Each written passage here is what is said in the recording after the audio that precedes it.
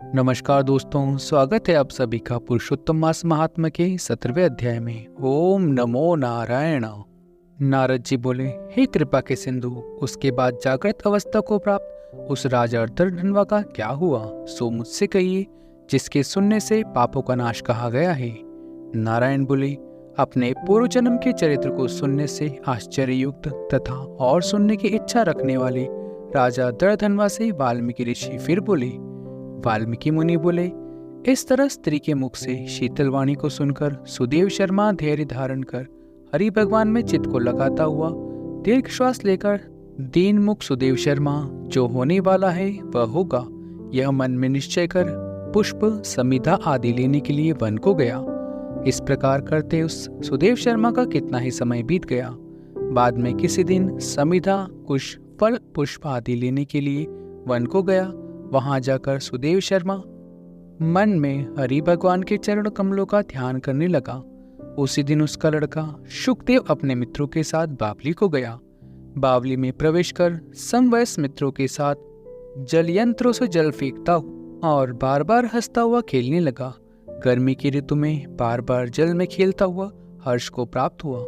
इस तरह प्रेम में मग्न जब बालकों से खेल करते हुए अथाह जल में खड़ा हुआ, वह शुकदेव बालक मित्र बालकों से पीड़ित होकर मित्र वर्ग के भय से भागने की इच्छा करता हुआ और भाग्य से प्रेरित हो अपनी श्वास को रोककर अपने मित्रों को छलने की इच्छा से वहां अथाह जल में गोता लगाया, किंतु उस जल में व्याकुल होकर उससे बाहर निकलने की इच्छा करता सहसा उस अथाह जल में वह बालक मृत्यु को प्राप्त हो गया।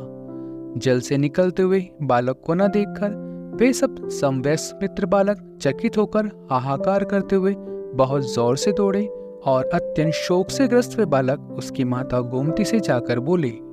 उन बालकों के अत्यंत अप्रिय वज्रपात के समान वचन को सुनकर पुत्र में प्रेम करने वाली वह गोमती तुरंत पृथ्वी पर गिर गई। उसी समय वंश सुदेव शर्मा आया। पुत्र का मरण सुनकर कटी वृक्ष के समान पृथ्वी पर गिर गया। बाद में दोनों ब्राह्मण स्त्री पुरुष उठकर बावली को गई।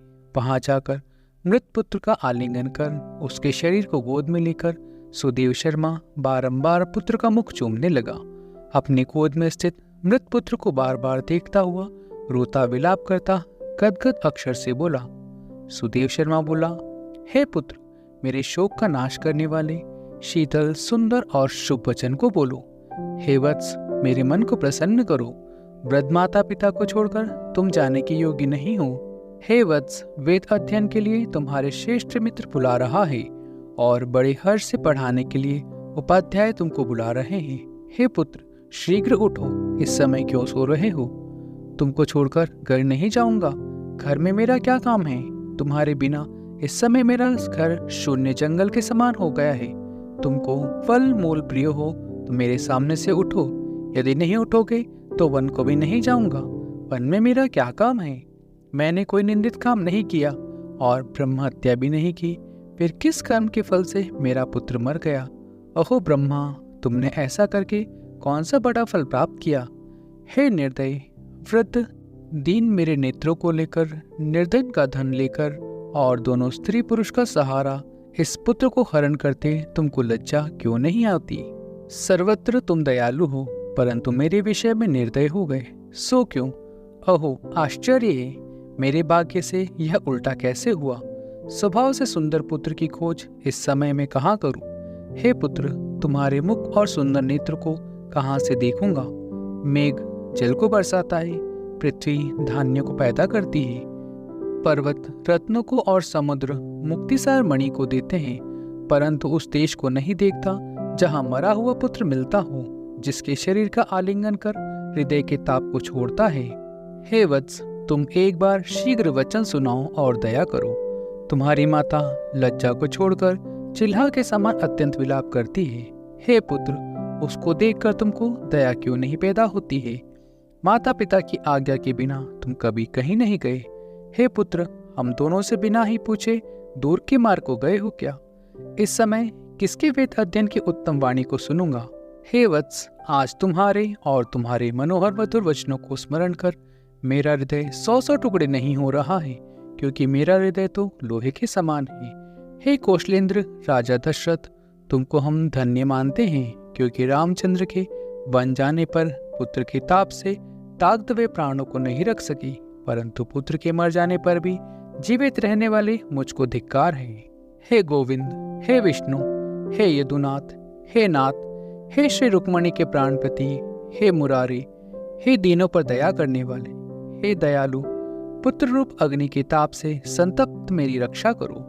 हे देवादिदेव, हे समस्त लोकों के नाथ, हे गोपाल, हे गोपीश, हे चक्र को हाथ में धारण करने वाले, हे यमुना के विषदोष को हरने वाले, पुत्र रूप अग्नि के ताप से संतप्त मेरी रक्षा करो। हे बैकुंठ के वासी विष्णु, हे नरकासुर के नाशक, हे चराचर के आधार, हे संसार रूप समुद्र से पार करने के लिए जहाज रूप अर्थात समुद्र से पार उतारने वाले, हे ब्रह्मादि देवताओं से नमस्कृत चरण पीठ वाले, पुत्र रूप अग्नि के ताप से संतप्त मेरी रक्षा करो। हमारे समान षट दूसरा और कोई नहीं है, जो मैंने देव की पुत्र श्री कृष्णचंद्र के वचनों का उल्लंघन कर पुत्र में दुराशा की। कौन अभागा पुरुष भाग्य में न रहने वाली वस्तु को प्राप्त कर सकता है। इति श्री ब्रह्मनारदे पुराणे पुरुषोत्तम मास महात्म्ये सप्तदशो अध्याय संपूर्ण। मित्रों, पहले के अध्याय को सुनने के लिए डिस्क्रिप्शन बॉक्स में लिंक दिया गया है, वहां से आप उन्हें सुन सकते हैं।